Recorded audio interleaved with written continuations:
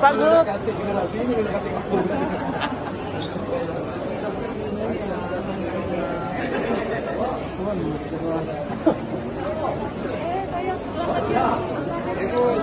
Salam sejahtera. Yang terhormat Gubernur Sumatera Selatan Bapak Haji Herman Deru, yang kami hormati Ketua Umum Pengurus Nasional Pembina Fungsional Kepala Dinas Sosial Provinsi Sumatera Selatan, Empat Pembina Teknis A, Kepala Perangkat Daerah.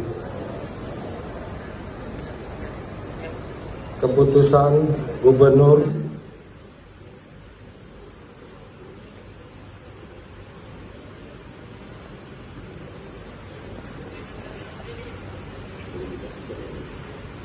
kata-kata pengukuhan oleh Gubernur Sumatera Selatan serta segenap pengurusan pusat, ada Pak Wahyu Sanjaya juga, ada Pak Sekjen juga, ada Pak Robi sekarang sudah di pusat, tadinya di Sumsel, dan selamat ini kepada Ketua Karang Taruna Sumatera Selatan.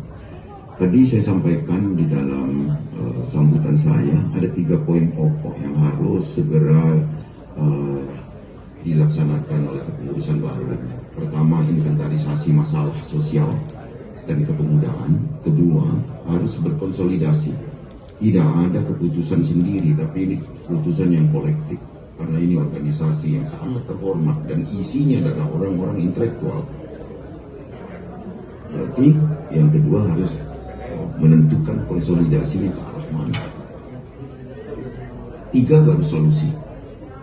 Kita akan menyelesaikan persoalan-persoalan sosial, apalagi ini di masa pandemi yang baru saja terkontraksi baik ekonomi maupun kesehatan di masyarakat, yang mengakibatkan aktivitas sosial kita juga sangat tereduksi gara-gara pandemi COVID-19 itu. Mudah-mudahan di kepengurusan baru ini atas estafet yang diterima dari kepengurusan lama akan menjadi organisasi yang dicontoh oleh para pemuda-pemuda lainnya. Selamat ya.